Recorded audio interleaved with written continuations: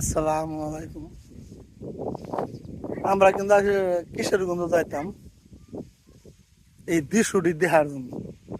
আর আমাদের পুরাচর পিঠাওয়ারা গ্রামের হাওর এই দেখছেন দৃশ্যটি আমরা জীবনও কল্পনা করি নাই আমাদের এলাকা এই ধরনের একটা ব্রিজ হবে। আল্লাহর কি রহমত করছে।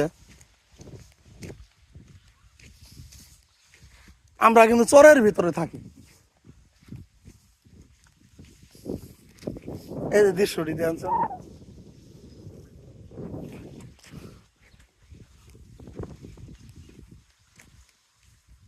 চরের ভিতরে যে এত সুন্দর রাস্তা করে দিব এটা কল্পনা করি নাই। মেন ঘটনা কি না করলে তো বুঝতাম না। যদি এলাকা প্রতাপশালী লোক না থাকে ওই এলাকার উন্নয়ন হবে না। কারণ আমাদের এলাকা প্রতাপশালী লোক আছে বিদায় কিন্তু রাস্তাঘাট হইতাছে এবং হবে। আমরা আর যাব না দিনাজপুর, রংপুর, গাইবান্ধা, চট্টগ্রাম, বান্দরবন। আমরা বান্দরবনে পুরাচর পিঠাপাড়া গ্রামে হয়েছে দেখছেন রাস্তার সাইড দিয়ে অনেক রকমের গাছ লাগানো হয়েছে, তাল গাছ।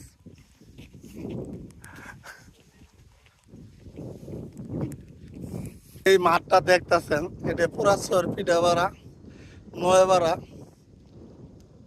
3 গ্রাম মিলে এক মাঠ, বিশাল বড়।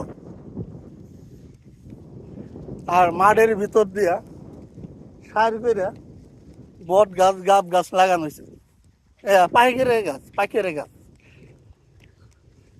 আর এই যে রাস্তা দিয়ে দেখছেন কত সুন্দর দৃশ্যটি, তাল গাছটি লাগানো হয়েছে এক সিরিয়াল।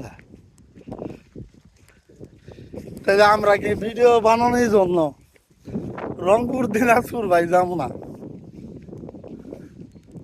আমরা রংপুর দিনাজপুর এই পুরাচর পিঠাপাড়া গ্রামেতে বানায় দেখছেন এই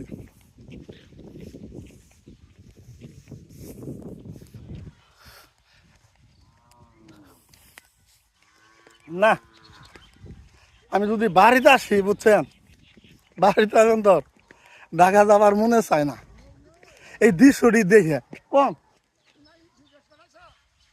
না, পূজা তো আমার সাথে থাকে, ব্যবসা করি, বাঙ্গারি দোকান আছে।